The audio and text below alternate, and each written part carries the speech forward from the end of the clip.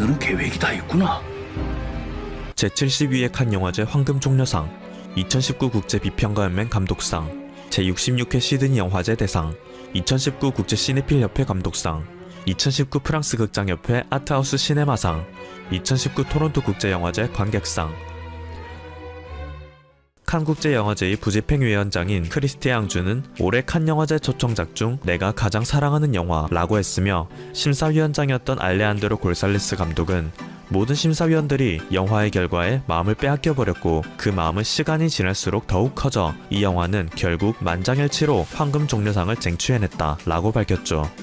영화 기생충은 상징적인 요소를 담은 메시지들이 굉장히 많음에도 연출 및 전달 방식이 크게 난해하지 않은 터라 이해하기 어렵지도 않고 늘어지지 않고 빠르게 전개되는 스토리, 반전, 스릴러 연출, 매력적인 캐릭터, 그리고 복선을 회수하며 깔끔하게 끝나는 결말 등으로 대중들이 좋아하는 요소들을 담음과 동시에 완성도도 뛰어나다며 국제영화계에서 극찬을 받고 있습니다. 심지어 봉준호 감독조차 한국인이어야 이 영화를 100% 이해할 것이다 라고 말했는데, 영화를 관람한 많은 외국인들이 영화의 내용이 자기 나라 상황과 똑같으며 각국의 배경으로 영화를 리메이크한다 하더라도 고칠 부분이 전혀 없다 라는 이야기를 많이 한다고 합니다. 뉴욕타임스에서는 히치콕이 있었고 스필버그가 있었다, 그리고 지금은 봉준호인가? 라고 하였고, 인디와이어에서는 봉준호는 마침내 하나의 장르가 되었다 라고 할 정도로 영화 기생충은 2019년 전 세계를 휩쓸었다고 해도 과언이 아닌데요. 이러한 영향력으로 인해 영화 기생충은 세계 3대 국제영화제인 칸느, 베를린, 베니스 영화제 다음으로 권위 있는 시상식인 미국의 아카데미 시상식에서 최우수 국제영화상과 주제가상 부문에 노미네이트 되었습니다. 오스카상이라고도 불리는 아카데미상은 작품성을 가장 중요시하는 세계 3대 국제영화제에 비해서 좀 더 상업적인 영화를 주로 시상하기 때문에 여기에 최우수상으로 노미네이트 되었다는 것 하나만으로도 영화 기생충은 작품성과 상업성 두 마리 토끼를 모두 잡았다고 말할 수 있는데요. 이에 대해 뉴욕의 문화평론지 벌처에서 봉준호 감독과 인터뷰를 진행하였는데, 이것을 보고 수많은 미국 현지인들이 충격을 받았다 하여 화제입니다. 해당 인터뷰를 진행한 기자는 봉준호 감독에게 한국 영화는 지난 20년간 큰 영향력을 발휘해왔음에도 오스카 후보에는 단 한 번도 오른 적이 없다, 이것에 대해 어떻게 생각하는가? 라고 질문했다는데요. 이에 대해 봉준호 감독은 조금 이상하긴 해도 별일은 아니다, 오스카는 국제영화제가 아닌 로컬 축제에 불과하기 때문이다 라는 어찌 보면 당연한 대답을 했죠. 하지만 이 발언은 트위터상에서 좋아요 1.7만 개를 넘게 받으며 가히 폭발적인 반응을 이끌어내고 있는데요. 미국 사람들로서는 오스카 같은 미국 최고권위 시상식을 로컬이라고 규정 지어버리는 외국 감독이 생소하면서도 뜻밖의 진실을 마주한 느낌을 받았다는 것입니다. 1920년대 이후로 미국 영화가 전세계 영화 시장에서 점유율 50% 밑으로 내려간 적이 없기 때문에 사실상 미국인들은 오스카 영화제를 세계 3대 국제영화제와 함께 세계 4대 국제영화제 중 하나 정도로 생각하고 있었기 때문이죠. 봉준호 감독이 이러한 인터뷰에 네티즌들은 로컬, 지금까지 누구도 말하지 않았던 미국 영화 산업에 대한 진실된 말, 이 말은 사실이다, 오스카가 명망이 있긴 하지만 굉장히 로컬이지, 오스카는 로컬 그 자체이다, 동의한다, 착각과 거만함으로 미국적인 것이 곧 세계적인 것이라고 행동하면 안 된다 라고 반응하며 뜻밖의 진실을 마주한 충격을 드러냄과 동시에 미국인의 거만함을 버리고 겸손함을 찾는 모습을 보여주고 있습니다. 이러한 영화 기생충의 흥행은 옆나라 일본에서도 센세이션을 일으키고 있는데요. 사실 일본에서는 영화 기생충이 한국 영화라는 이유로 불매운동을 한 적이 있었습니다. 일본의 영화평론가인 마츠야마 토모히로가 트위터에서 밝힌 내용으로 기생충은 칸 영화제에서 그랑프리를 수상한 영화인데 일본의 방송국에서는 한국 영화라 곤란하다며 프로모션 요청을 계속 거절하고 있다 라고 폭로했기 때문이죠. 하지만 그럼에도 다가오는 1월 10일 일본에서 개봉할 예정인 영화 기생충은 인터넷상에서 극찬을 받으며 센세이션을 일으키고 있습니다. 개봉 전 특별 상영전에서 이미 기생충을 관람한 일본인들이 필름마크스, 에이가닷컴, 야후재팬 영화 등의 사이트를 통해 이런 영화는 일본에서 절대 못 만든다, 코너링이 훌륭하다, 격차 사회의 아이러니와 풍자를 담으면서 다크한 색으로 물들어가는 훌륭한 엔터테인먼트 작품, 특별선의 상영은 할인이 안 돼서 2만원이나 주고 봐야 했지만 표값 이상으로 재밌었다는 것은 보장할 수 있다, 충격을 충격으로 덧씌우는 듯한 예측 불능 전개의 연속이었다, 영화란 종합예술이라는 말을 그대로 구현해냈다 라며 극찬을 하고 있기 때문에 일본 내에서도 수준급의 성적을 낼 수 있을 것으로 전망됩니다. 제시카 외동딸 일리노이 시카고. 개인적으로는 영화 내에서 박소담 배우가 독도는 우리 땅의 멜로디로 노래를 만든 것이 세계적으로도 화제가 되었기 때문에 이 노래를 들은 일본인들의 반응이 어떨지도 기대되네요. 봉준호 감독이 사람들에게 극찬을 받는 것은 작품의 완성도와 우수함에 기인하기도 하지만 그가 스태프들에 대하는 태도에 기인하기도 하는데요. 일반적으로 한국 영화는 제작진들의 혹사와 열정페이로 인해 소위 임금 후려치기가 일상적이고 공공연한 것으로 악명이 높았습니다. 이후 이러한 현실을 타개하고자 2011년 표준근로계약서가 도입되긴 했지만 현장에서는 거의 적용되지 않는 사실상 유명무실한 규정이 지속됐죠. 하지만 봉준호 감독은 기생충의 제작 과정에서 전 스텝에게 표준근로계약서를 작성하였으며 법으로 규정된 주 52시간 노동제 또한 준수하여 화제가 됐었습니다. 이 표준근로계약서 때문에 제작진들의 임금도 올라 전체적인 제작비 또한 기존에 책정했던 것보다 상승한 150억이 되었죠. 봉준호 감독은 아역 배우에 대한 배려도 남달랐는데요. 폭염이 이어지던 촬영 현장에서 추가적으로 제작비를 투입하여 CG 작업과 추가 촬영을 진행하였으며 밤 촬영이 많은 때에는 아역 배우들을 일찍 재우기 위해 다른 배우들과 합의하여 촬영 스케줄을 조정하기도 했다고 합니다. 때문에 봉준호 감독의 국제적인 위상이 높아지는 것은 단순히 한국 영화의 질이 상승하는 것뿐만 아니라 한국 영화계의 제작 환경도 급속도로 개선시킬 수 있는 마중류 역할을 할 것으로 기대되는 것이죠. 다가오는 1월 5일에는 미국에서 오스카 다음으로 권위 있는 시상식이라고 여겨지는 골든글로브 시상식이 열리는데요. 한국 최초로 이 시상식에 노미네이트 되었고 감독상, 각본상, 외국어 영화상으로 총 3개 부문이나 그 후보에 올라있죠. 2월 10일 개최되는 오스카 시상식의 미리 보기라고 여겨지는 이 골든글로브 시상식에서 좋은 결과가 들려오길 기대합니다. 지금까지 퍼플튜브였습니다. 여러분의 구독과 좋아요 그리고 알림 설정은 컨텐츠 제작에 큰 힘이 됩니다. 감사합니다.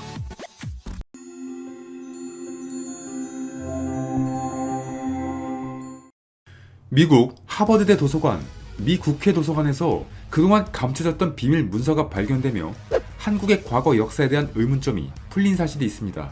그리고 이 역할을 한 사람 또한 의외의 인물이어서 충격을 주고 있습니다.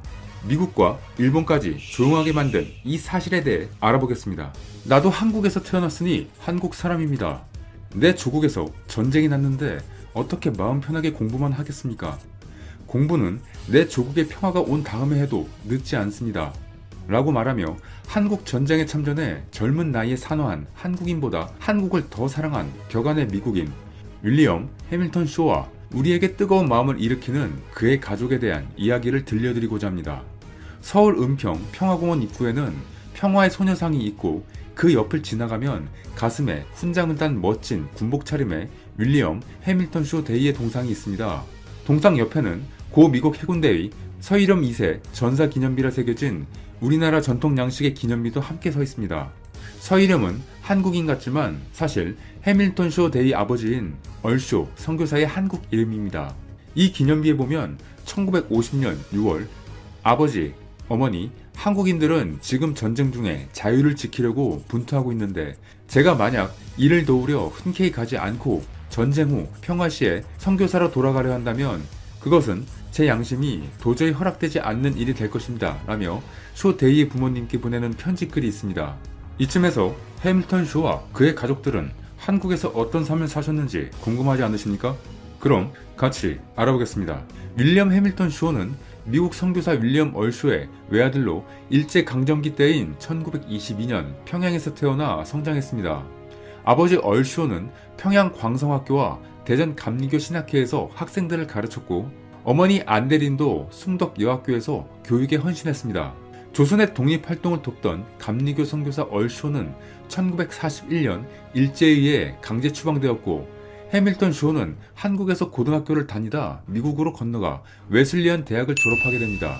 이러한 상황에도 뜻을 굽히지 않았던 얼쇼는 1947년 다시 내한하였고 6.25 중에는 미군 군목으로 종군하며 피난 교역자들의 구호와 한국군 군목 창설에도 큰 역할을 합니다. 얼쇼의 아들인 해밀턴 쇼는 1943년 미국 해군 소위로 임관하여 제2차 세계대전 노르망디 상륙작전에 참전하였고 제대 후 1947년 미 군정청 소속 민간인 교관으로 한국으로 돌아와 조선 해양경비대 사관학교에서 함정 운용술을 가르치며 한국 해안경비대 창설에 기여했습니다. 말 그대로 이 가족은 한국 군대에 있어서 매우 중요한 역할을 했던 것입니다.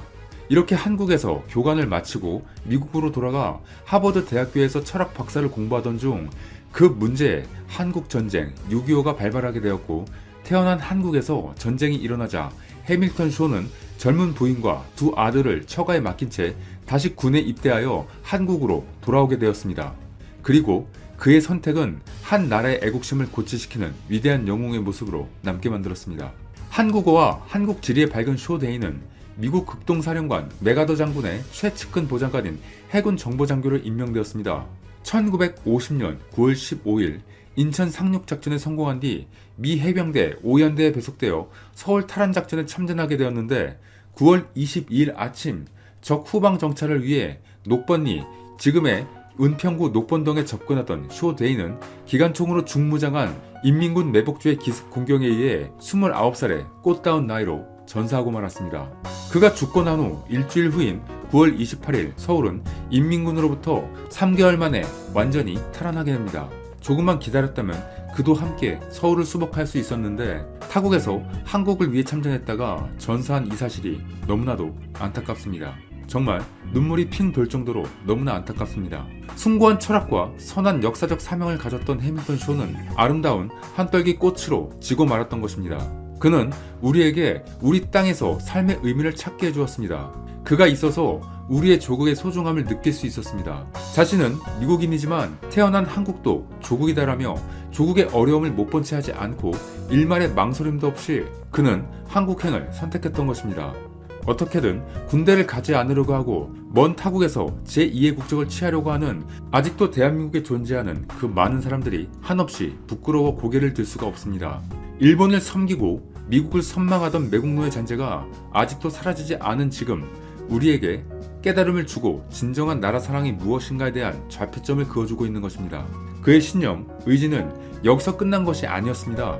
그의 가족들 또한 아버지의 유지를 이어받아 평생 우리 대한민국을 위해 헌신했습니다. 아버지를 잃게 한 대한민국이라고 대한민국이 싫어질 수도 있을 법한데, 이 가족들은 모두가 다 한국을 위해 그 모든 것을 바쳤습니다. 남편의 뜻, 아버지의 뜻을 잇는 가족들. 쇼의 아내인 주아니타 로빈슨 쇼는 하버드 대학교에서 사회학 박사과정을 마치고 1956년 두 아들을 데리고 서울에 와서 이화여자대학교에서 사회학과 교수를 일하며 세브란스 병원 의료사회 사업실을 개설하고 활동했습니다. 전쟁 후에 아프고 다치고 헐벗고 가진 것 없는 우리의 할아버지, 아버지 세대를 위해 그녀는 의료활동을 지원한 것이었습니다. 아픈 상처뿐인 민족 분단의 피눈물 나는 경험을 한 우리의 마음을 달래주고 보듬어준 것입니다. 약자의 편에서 도움의 손길을 준 착한 사마리아인의 법을 어기지 않았고 고운심성의 그녀였던 것입니다. 그리고 이뿐만이 아닙니다. 그의 아들 로빈스는 풀브라이트 장학재단에서 한국 대학생의 교류에 힘쓴 하버드대학교 한국사 박사로 서울대학교 법과대학 초빙교수로 재직하였습니다. 며느리 캐럴도 한국 근대사 연구가로 한국 대사관 기록 보관소에서 근무했습니다. 쇼 데이의 손녀 줄리는 1990년에서 91년 오산 미 공군기지에서 장교로 근무했습니다. 정말 이 가족들은 왜 이러는 걸까요? 한국이 그들에게 엄청나고 멋진 선물이라도 줬던 것일까요? 왜 이렇게 주기만 하는 것일까요? 나라를 향한 근본적인 의식 구조가 한국인인 그들에게 대가를 바라지 않고 무한한 애정을 품어주었던 그들에게 우리는 무엇을 보여줄 수 있었던 것일까요? 민족 분단, 빨치산, 흑백선전, 일그러진 지도자, 삼청교육대 등 아픔만 주는 모습은 아니었을까요?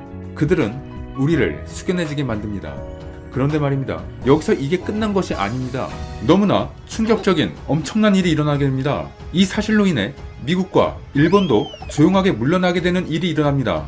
해밀턴의 며느리 캐럴이 하버드 대학에서 한국어와 근대 중국사 등을 전공하고 중미 한국 대사관의 역사 편찬 작업에 참여하면서 우리나라 학자들이 접근하기 어려운 하버드 대학 도서관과 미 국회 도서관 등에서 주요 외교 자료들을 발굴하게 되는데, 바로 그때 한미 외교사의 큰 비밀을 밝혀내게 됩니다. 그녀가 쓴 2007년 서울대학교에서 영문으로 출판된 책 외세에 의한 한국 독립 파괴가 한일 합방 과정에서 미국이 어떻게 일본의 조선 합방을 도왔는지를 자세히 파헤쳐버리게 된 것입니다.